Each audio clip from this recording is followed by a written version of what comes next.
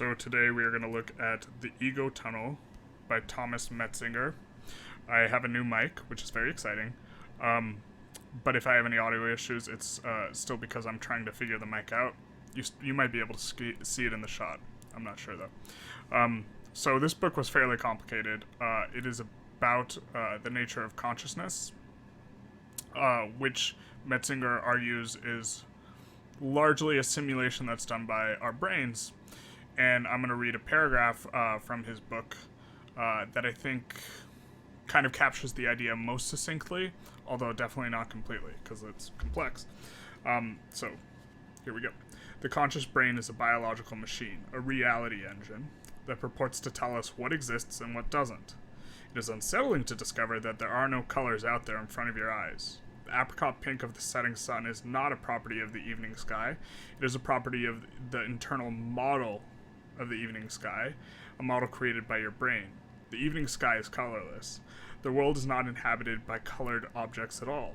It is just as your physics teacher in high school told you.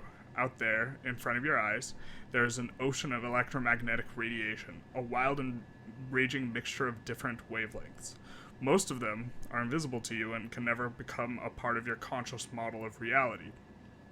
What is really happening is that the visual system in your brain is drilling a tunnel through this inconceivably rich physical environment, and in the process is painting the tunnel walls in various shades of color. Phenomenal color. Appearance. For your conscious eyes only. So, color is a part of the simulation. I thought this book was extremely interesting, but overall had to rate it low as a consequence of my categories. I really enjoyed it though. There were some other interesting takeaways from the book, or tidbits of information that I think are worth mentioning because they're interesting. One is that he talks a lot about out-of-body experiences, and then he talks about lucid dreaming, and these are interesting topics. Specifically, he talks about them in regards to his model of the reality tunnel that we are simulating selfhood.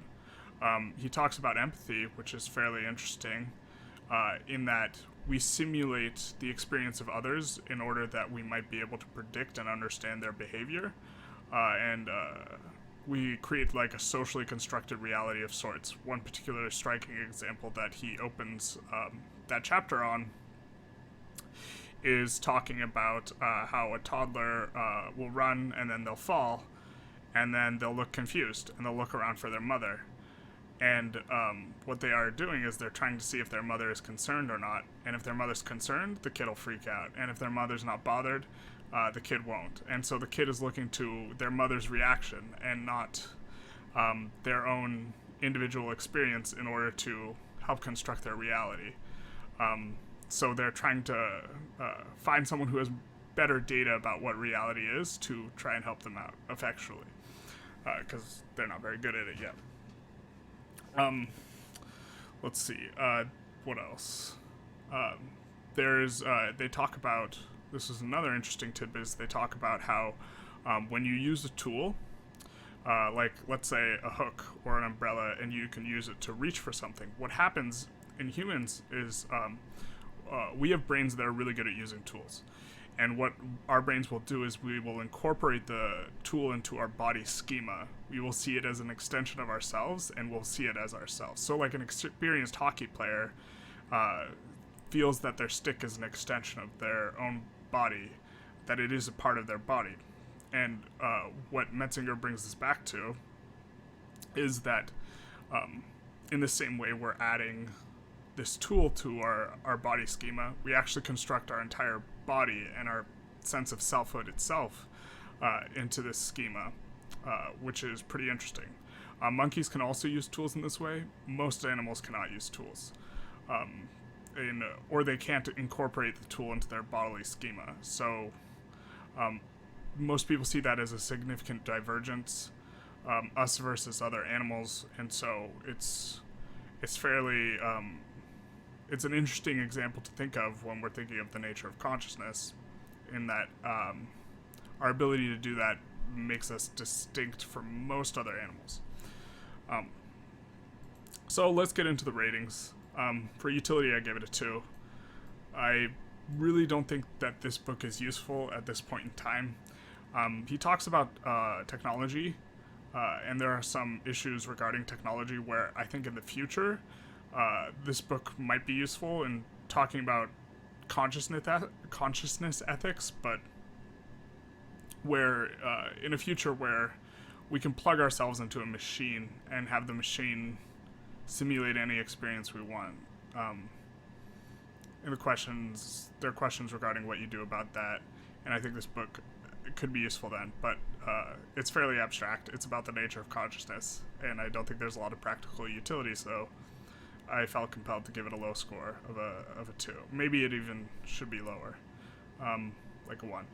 But entertainment, I gave it a 4. This was maybe too high. A lot of it can be kind of dry. I found it very entertaining because I thought it was interesting, but maybe it won't be entertaining as entertaining for other people. So just something to keep in mind. For interest, I gave it a 9 because I found it very interesting and incisive in a way that I was not expecting it to be, because I took like a ton of annotations in this book, because like sentence after sentence it's like, wow. When you struggle with a lot of these concepts in abstract ways, and like I did in a lot of philosophy courses, and then this guy's just not messing around, I guess. There's a lot of like interesting stuff in there. For novelty, I give it a 7. I wanted to give it a higher score, but I felt that I couldn't, because I think if you never read this book, that's not a problem. Like, you're not missing out on a tremendous amount because the utility is low. And so it's like, oh, I really like the book, but the current rating system I have, which I think I'm going to update for books that I read in 2021, is such that I have to score this book low overall. But let's get to that later. So style, I gave it a 6.5. I actually thought his writing style is pretty good. There's some funny parts in there. I think he uses examples in a really good way to talk about ideas that are difficult to talk about because they're complex. Okay. For readability, I gave it a 6.5. I think he did a good job presenting the ideas in a way that was as clear as they could be, but then I had to give it a 2.5 for difficulty, because it is difficult. If you don't have a background in either cognitive science or philosophy, I think this book will actually be really tough.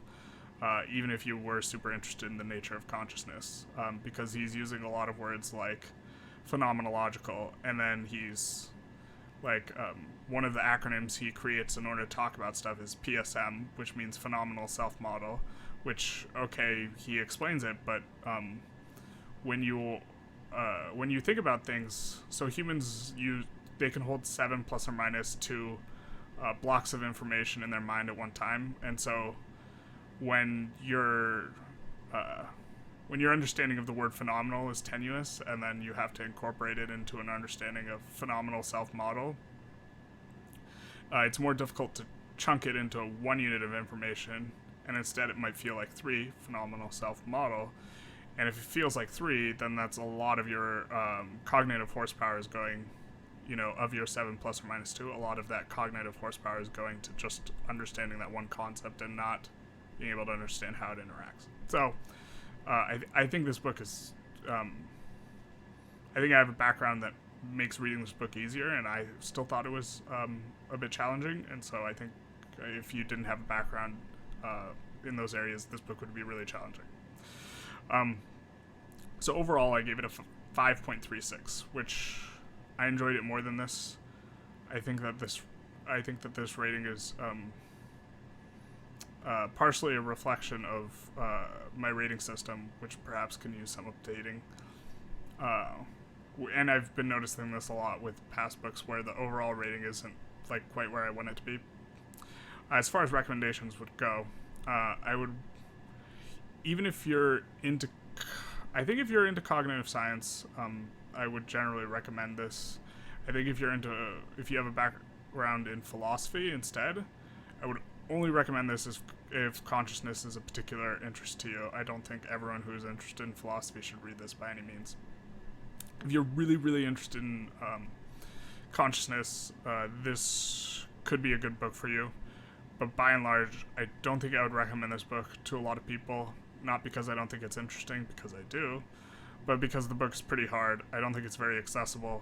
I think that if you don't have an academic background in some of the ideas and language that Metzinger uses, that you're going to have a bad time. And so it's a little bit of a bummer because I really like the book. But as far as discussion questions go, man, that's a tough one. I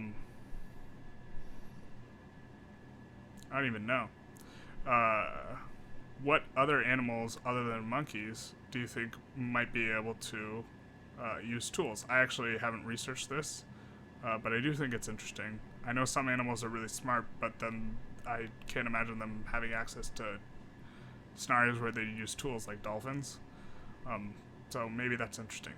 If you liked this video, feel free to give it a like or subscribe if you want to see more, and have a good one.